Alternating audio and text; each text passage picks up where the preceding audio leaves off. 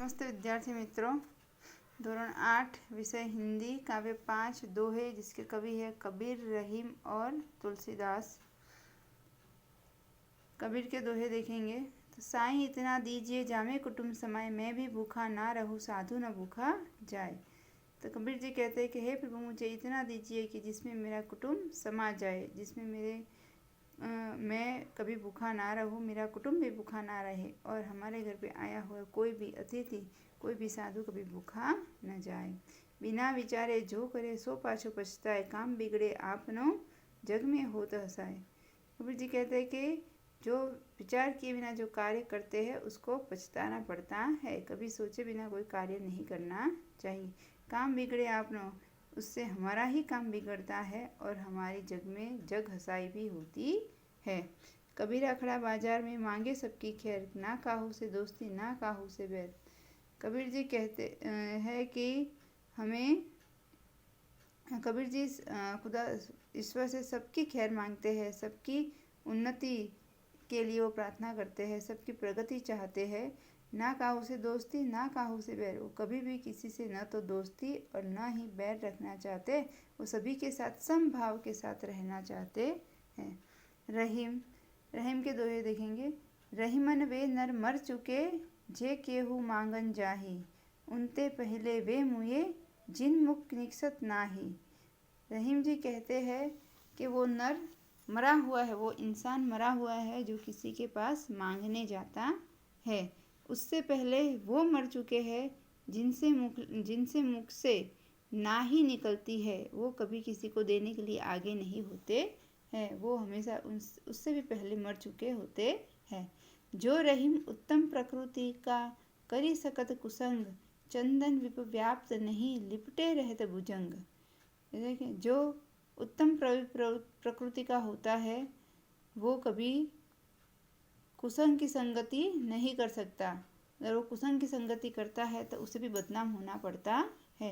चंदन विष व्याप्त नहीं लिपटे रहत भुजंग। और वो अगर किसी के साथ किसी बुरे इंसान के साथ संगति करता भी है तो भी उससे उसका दोष नहीं लगता है। कि चंदन पर सांप जो है वो लिपटे रहते हैं, भुजंग यानी सांप जो लिपटे रहते हैं, फिर भी चंदन में कभी विष व्याप्त नहीं होता है। बड़े बड़ाई ना करे बड़े न बोले बोल, रहीमन हीरा कब कहे लाख टका मेरो मोल।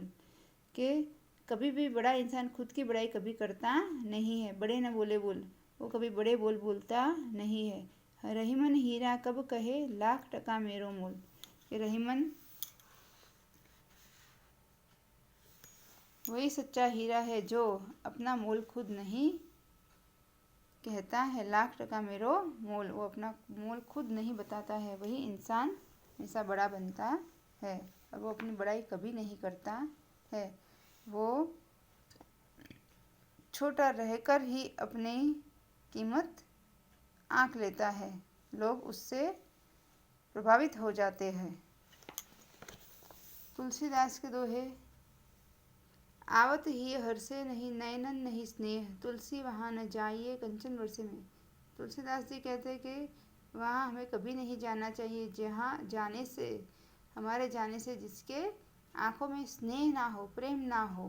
तुलसी वहाँ न जाइए कंचन वर्षे, वहाँ कभी नहीं जाना चाहिए जहाँ भले सोना बरसता हो, सोने की वर्षा ही क्यों ना होती हो, पर जहाँ हमारे लिए प्रेम ना होगा उस जगह पर हमें कभी जाना नहीं चाहिए। विद्या धन उद्यम बिना कहीं जू पावे कौन, बिना डुलाए न मिले ज्यो पंखा को पीन। विद्या धन उद्यम बिना कहीं जू पावे कौन। तो विद्या का धन जो है, विद्या रूपी धन जो है वो हमें बिना मेहनत किए कभी मिलता नहीं है।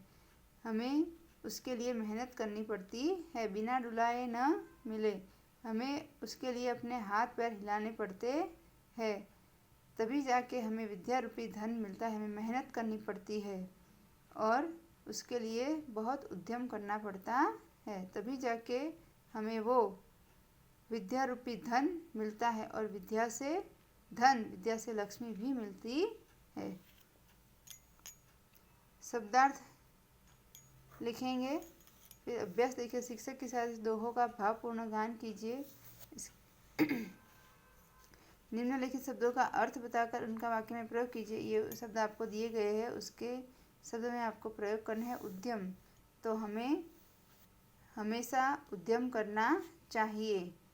प्रकृति सबके लिए होती है। प्रकृति का हमें नुकसान नहीं करना चाहिए, हमें सबकी खैर करनी चाहिए। हमें कभी कुसंग में नहीं पड़ना चाहिए।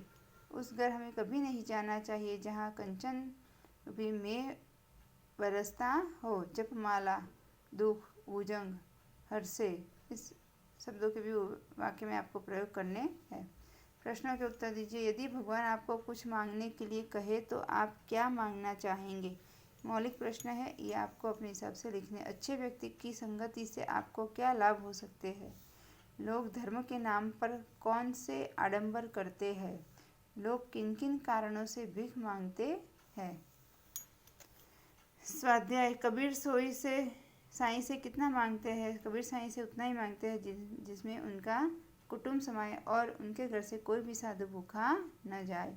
बिना सोचे कार्य करने से क्या होता है? तो बिना सोचे कार्य करने से हमें पछताना पड़ता है। चंदन और भुजंग के उदाहरण के द्वारा रहीम क्या कहते हैं? तो चंदन एक उत्तम है और भुजंग जो उसमें विष व्याप्त है। तो चंदन के ऊपर भुजंग लिपटे रहते हैं, फिर भी चंदन में कभी विष व्याप्त होता नहीं, चंदन में कभी विष फैलता नहीं है। यानी कि बुरी संगति होने पर भी हम अपनी नेकी नहीं छोड़ सकते। रहीम बड़े लोगों की क्या विशेषता बताते हैं? तो रहीम बड़े लोगों की विशेषता बताकर कहते हैं कि बड़े लोग कभी अपनी बड़ाई खुद नहीं करते हैं। तुलसीदास किसके घर नहीं जाना चाहते? तुलसीदास उसके घर नहीं जाना चाहते जहाँ प्रेम ना हो, हमारे जाने से उनकी आंखों में स्नेह ना बरसे, उस घर कभी तुलसीदास नहीं जाना चाहते। इस इकाई के दोहों में से आप कौन कौन से सद्गुण ग्रहण करेंगे? ये आपको ये सारे दोहे पढ़कर लिखना है।